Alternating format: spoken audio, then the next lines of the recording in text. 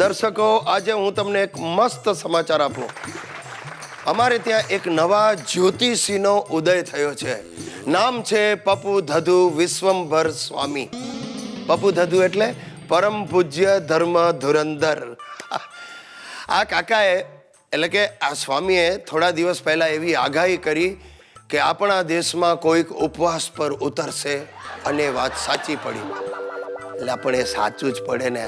આ ભારત વર્ષના કોઈક ખૂણે કોઈક માણસ હંમેશા ઉપવાસ પર હોય જ છે, કારણ કે ઉપવાસ પર ઉતરવાની તો હવે ફેશન થઈ ગઈ છે ને. પછી અમારા પપ્પુ ધધુ સ્વામીએ એવી જાહેરાત કરી કે આ મહિનાની 28મી તારીખે સમગ્ર વિશ્વનો સર્વનાશ થશે, કોઈ નહીં બચે. હવે સ્વામીએ તો બોલતા બોલી નાખ્યું, પણ આની કેવી આડઅસરો થશે એ વિચાર્યું નહીં. હવે આ સાંભળીને મારા દાદાજીને છાતીમાં દુખાવો ઉપડ્યો. બાપુજીને ચિત્તભ્રમ જેવું થઈ ગયું. ક્યાં જાય, શું બોલે, કાંઈ સમજ જ ન પડે. અરે દાદાજીએ તો તાબડતોબ નાનુભાઈ વકીલને તેડાવ્યા વિલ કરવા માટે. તે નાનુભાઈ આવીને પૂછ્યું, બોલો દાદાજી, શું મિલકત છે, કોને શું દેવું છે? એટલે દાદાજીએ કહ્યું, નાનું, આ ભારત દેશ એ જ મારી મિલકત છે અને એ મિલકત મારે મારા સંતાનોને આપીને જવું છે. નાનુભાઈ ચમક્યા. છેવટે દાદાજીએ તાજમહાલ મને અને કુતુબ મિનાર મારા બાપુજીને આપવાનું ઠરાવ્યું. પાછું દાદાજીએ મને બેસાડીને કહ્યું, બેટા ગિરીશ, તાજમહાલ અને કુતુબ મિનાર આપણી રાષ્ટ્રીય સંપત્તિ છે, એટલે કે આપણી સંપત્તિ છે, એનું જતન કરજે. આ બાજુ બાપા લવારીએ ચડ્યા. એમણે આખો દેશ મને સાચવવાનું સોંપ્યું.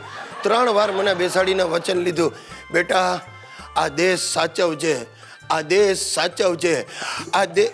અરે પણ એમને ખબર નથી હું સુશીલાને નથી સાચવી શકતો, ત્યાં દેશને ક્યાં સાચવવાનો. 28મી તારીખે વિશ્વનો સર્વનાશ થાય અને હું એકલો બચી જવાનો હોઉં, એ રીતે બંને જણાએ બધી જવાબદારીઓ મને સોંપી. 27મી તારીખે દાદાજીની ઈચ્છા પ્રમાણે ઘરમાં બદામનો શીરો બન્યો અને બાપુજીની ઈચ્છા પ્રમાણે પૂરણપોળી બનાવી. એમાંથી એક પૂરણપોળી લઈને બાપુજી ગાયને ખવડાવવા ગયા.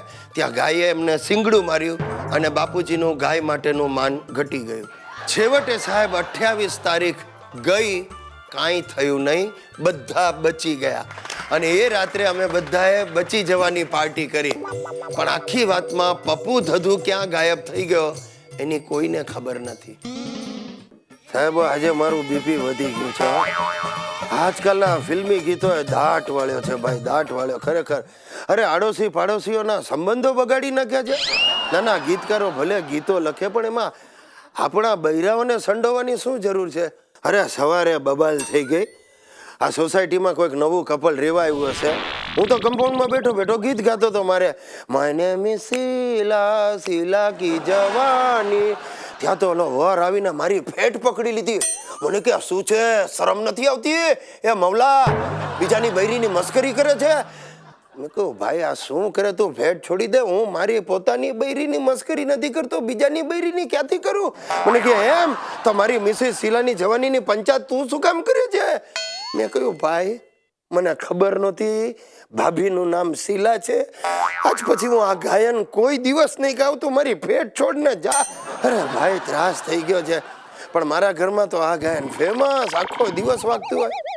સુશીલા બસ એની કિટી પાર્ટીમાં બેનપણીઓને ભેગી કરીને ચાલુ કરી દેવા.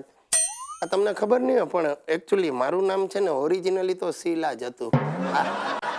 પણ પછી હું મોટી થઈને બહુ સમજણી હતી એટલે મારા પપ્પાએ છે ને શું એડ કરી દીધું.